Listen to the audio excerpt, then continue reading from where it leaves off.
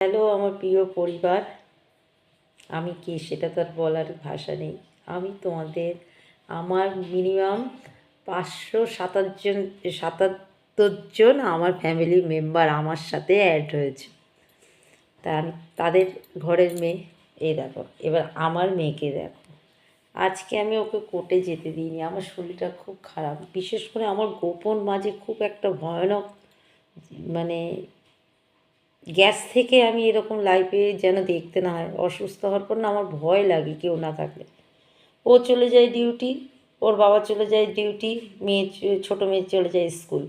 তাই মেয়েকে আজকে কলকাতায় যেতে বারণ করেছি। এবার দেখো কোর্টের কাজ করে আমার মেয়ের ঘুমের ভঙ্গিমা দেখো।